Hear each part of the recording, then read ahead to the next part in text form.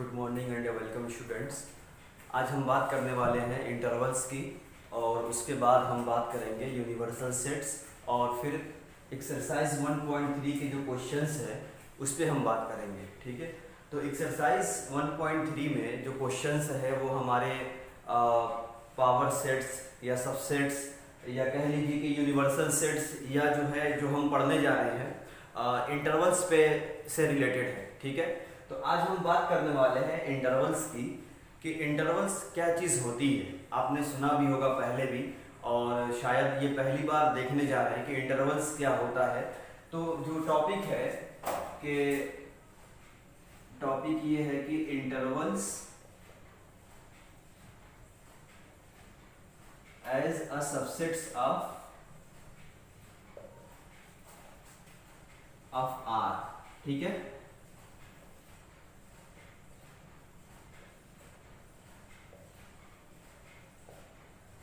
Topic हमारा ये है कि intervals as subsets of R. R क्या है?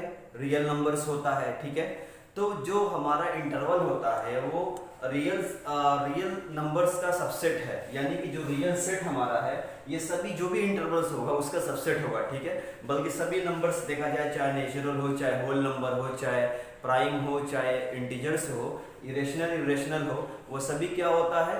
वो रियल नंबर्स का सबसेट होता है।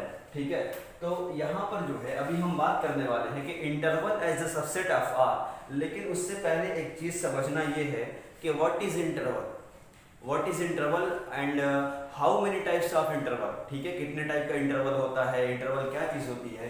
तो सबसे जो पहली चीज है इंटरवल के बारे में मैं बताऊं कि जैसे मैंने कहा कि 5 और 6 है ना, हमने दो नंबर ले लिया 5 और 6 और इन दोनों नंबर को हमने एक ब्रैकेट इस तरीके से लगा दिया।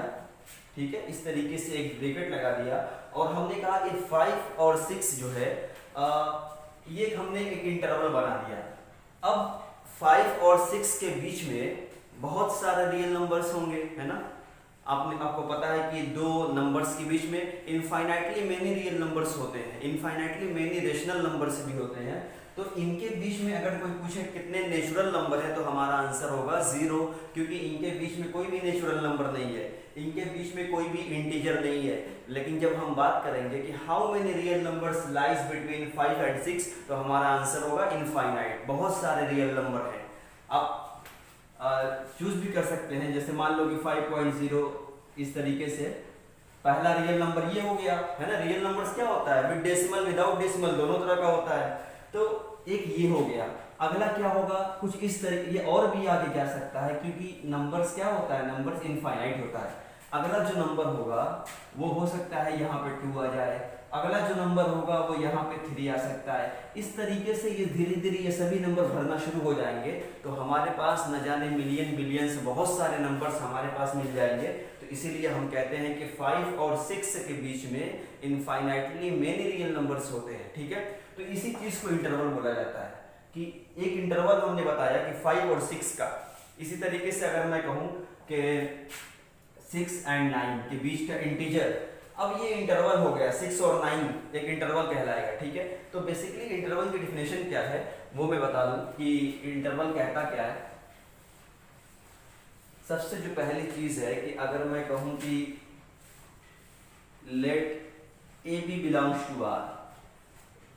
आर मतलब क्या है? आर एक सेट है और सेट के एलिमेंट्स को बिलोंग्स टू से लिखा जाता है। अगर ए बी जो है कोई रियल नंबर्स का एलिमेंट्स है and A is less than B, जाहिर की बात है कि जब हम दो अलग अलग डिस्ट्रिक्ट नंबर की बात करेंगे तो एक नंबर उनमें छोटा होगा और दूसरा नंबर क्या होगा? वो बड़ा होगा। कोई एक नंबर हो सकता है कि ए छोटा है बी बड़ा है, बी बड़ा है ए छोटा है, लेकिन हम मान के चल रहे हैं कि and A less than B, A को हमने छोटा माना हुआ है, सच दैट इस तरीके से है कि मैं कहूं कि y such that y less than b and greater than a, यानी कि हमने इस तरीके से एक सेट बना दिया कि ए बी आर में बिलोंग करता है और इस ए और बी के बीच में हमने कोई एक नंबर ले लिया जो वो नंबर बी से छोटा था और वो नंबर ए से बड़ा था, तो यही हमारा क्या कहलाता है, that is called a interval. ठीक है, एन इंटरवल। ठीक, तो ये हमारा सेट बिल्डर फॉर्म में है, सेट बिल्डर फॉर्म में ये हमारा है। तो जब हम इस पे एग्जांपल करेंगे तो हमें ज्यादा क्लियरली समझ में आएगा कि मैं कहना क्या चाह रहा हूँ। ठीक है, अभी हो सकता है कि डिफिनेशन कुछ आपको टफ लग रही हो, कि सारी चीजें क्लियर नहीं हो पा रही है। तो अब जो चीज है कि ओपन इंटरवल क्या होता है, क्लोज क्या होता है, तो दो तरह का इंटरवल होता है। There are two types of interval.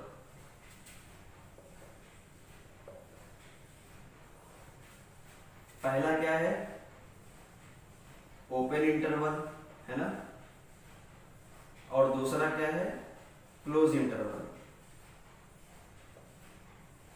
तो student, close interval open interval है क्या चीज, बहुत ही माइनर डिफरेंस है दोनों में।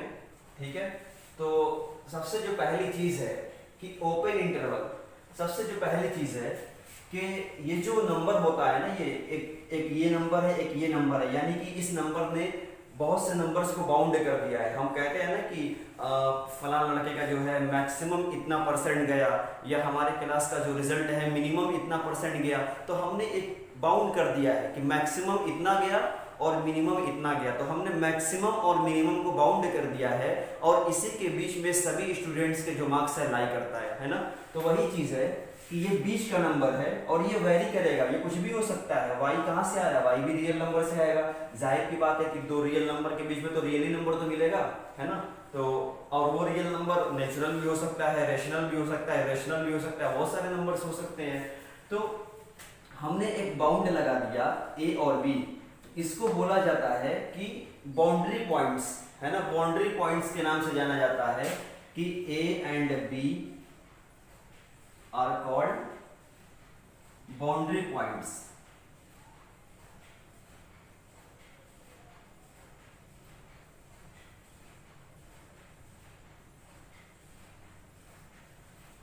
ए और बी क्या कहलाएंगे, बाउंड्री पॉइंट्स।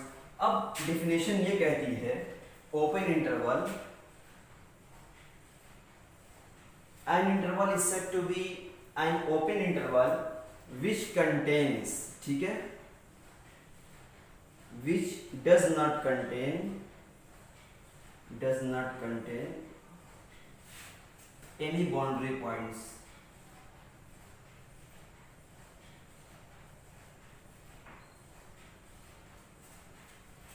ठीक है, and is denoted by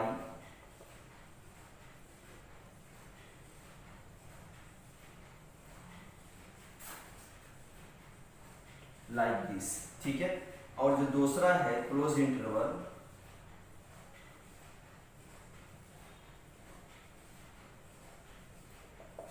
which contains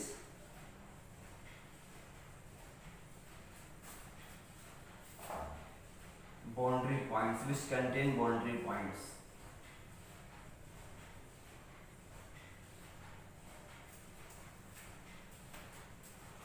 and is denoted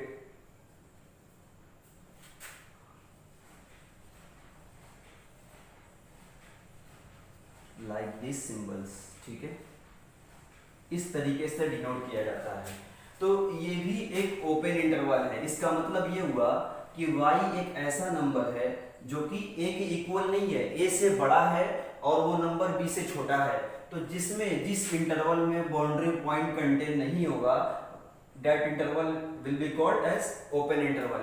और जिसमें बाउंड्री पॉइंट कंटेन होगा वो क्या कहलाएगा, वो हमारा क्लोज इंटरवल कहलाएगा। फॉर एग्जांपल इसको हम ऐसे डिनोट करेंगे कि y such that y belongs to R and y greater than a and less than b। एक तो इसका तरीका ये हो गया, और जो इसको लिखने का तरीका है, इसको ऐसा लिखा जाएगा कि y such that y belongs to R and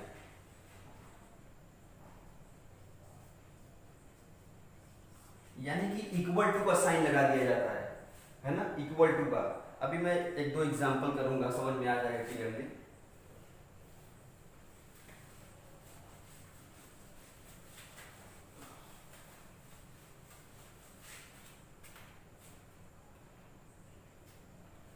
जैसे मैंने कहा कि एक इंटरवल मैंने लिया कि x such that x belongs to R and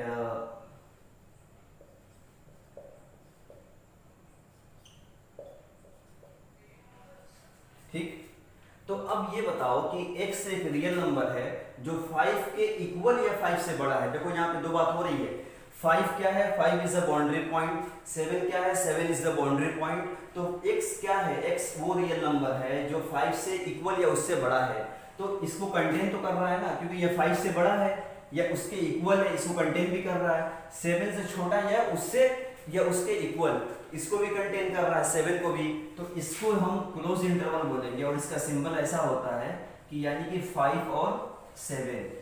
ऐसे लिखने का मतलब ये हुआ कि 5 भी कंटेन है, 7 भी कंटेन है, ठीक है। अब इसी क्वेश्चन को अगर मैंने ऐसे लिख दिया कि x belongs to R and x less than 5 greater than 5 less than 7। अब देखो थोड़ा सा चेंजिंग आ गई है, पहले लेस देन इक्वल टू था, अब यहाँ पे सिर्फ लेस देन है। ये ग्रेटर देन इक्वल टू था, अब यहाँ पे सिर्फ ग्रेटर देन है। तो अब क्या है कि ये बाउंड्री पॉइंट कंटेन नहीं है, x 5 से बड़ा नंबर होगा और 7 से छोटा होगा। इसका नोटेशन कुछ ऐसा होगा कि 5 और 7, यानी कि अब ये कंटेन नहीं है, ठीक है। तो ये हमारा क्लोज इंटरवल है और ये हमारा ओपन इंटरवल है, ठीक है। तो ये नोटेशन होता है। अभी हम क्वेश्चन भी करेंगे, एग्जाम्पल भी करेंगे, बहुत सारे एग्जाम्पल्स और क्वेश्चंस हैं इसके, तो आगे भी आएंगे एक्सरसाइज 1.3 पे। इसके बाद जो हमारा टॉपिक है वो है यूनिवर्सल सेट, है ना। यूनिवर्सल सेट ऐसे समझो, किसी भी सेट का जो सबसे बेसिक सेट होता है that is called universal set. For example, अगर किसी ने बात की नेचुरल नंबर की, तो नेचुरल नंबर भी अपने आप में एक सेट है ना। लेकिन वो सेट कहाँ से निकल करके आया? अगर मैं नेचुरल नंबर की बात करूं तो नेचुरल नंबर कहीं ना कहीं से होल नंबर से निकल करके आया। अगर मैं होल नंबर की बात करूं तो होल नंबर जो है वो इंटीजर से निकल करके आया। अगर मैं इंटीजर की बात करूं तो इंटीजर कहाँ से आया? रियल नंबर से। तो जो सबसे बेसिक सेट है, यानी कि हम चले थे नेचुरल नंबर से और इसके करते करते हम इसके बेसिक तक पहुंच गए, यानी कि हम रियल नंबर तक पहुंच गए। तो वही रियल नंबर हमारा यूनिवर्सल सेट कहलाएगा और जो इसके बाकी इसके सबसेट्स कहलाएंगे, ठीक है। तो किसी भी सेट का जो बेसिक सेट होता है that is called universal set. Universal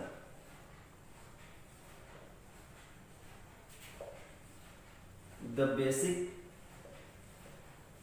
set of a set is called universal set of that set।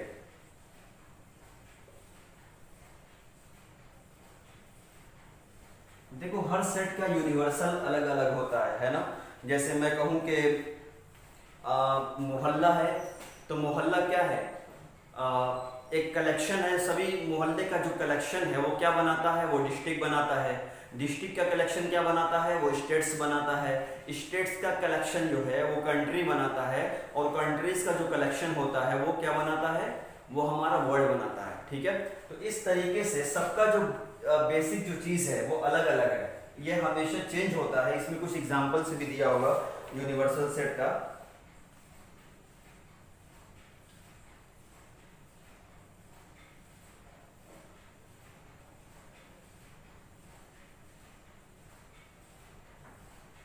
जैसे किसी ने कहा कि the collection of right triangles, the collection of all right triangles. तो सभी राइट ट्रायंगल का जो कलेक्शन है वो एक सेट है। लेकिन इसके जब यूनिवर्सल की बात की जाएगी तो इसका यूनिवर्सल क्या कहलाएगा?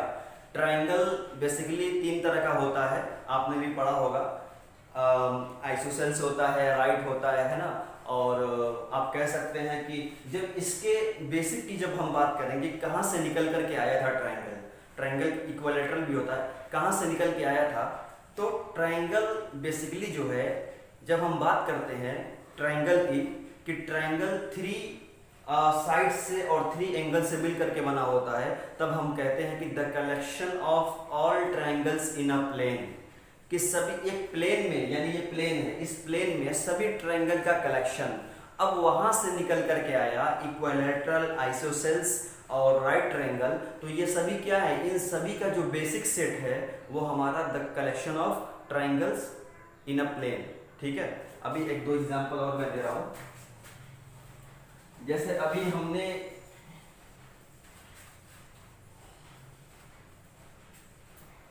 आपको पता है कि क्वाड्रिलेटरल क्या होता है? क्वाड्रिलेटरल का मतलब होता है अ shape which has 4 sides and 4 angles, that is called quadrilaterals, है ना।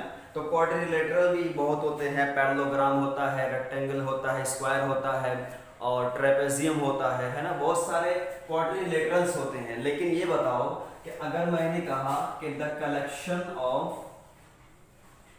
Collection of all squares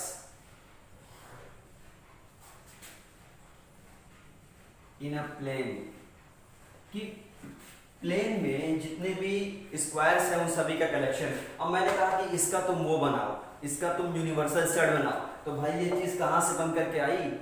squares कहां से आया? क्वाड्रिलेटरल से। तो इसका जो यूनिवर्सल होगा वो क्वाड्रिलेटरल होगा, है ना। इसी तरीके से the collection of rectangles in a plane, rectangle कहां से बन के आया? वो भी हमारा क्वाड्रिलेटरल से बन करके आया है। तो यही है बेसिकली यूनिवर्सल सेट। अब हम बात करेंगे एक्सरसाइज 1.3 की।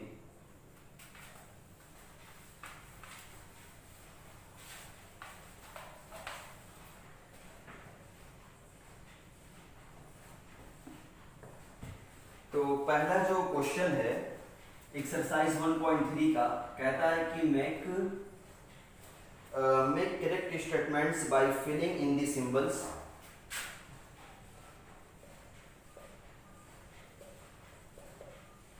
Statement by filling in the symbols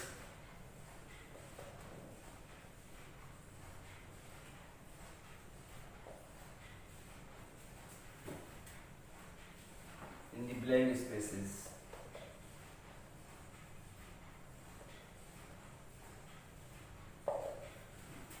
और पहला है, बहुत ही ज्यादा क्वेश्चन दिया हुआ है, मैं सभी क्वेश्चन नहीं लिखने वाला, मैं बस कुछ कुछ बता दे रहा हूं जो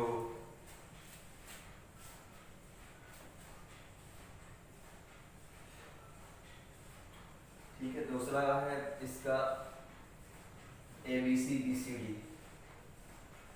ABC BCD।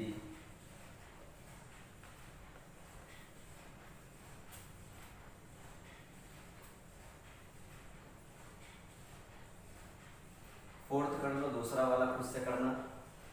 X such that X is a circle in the plane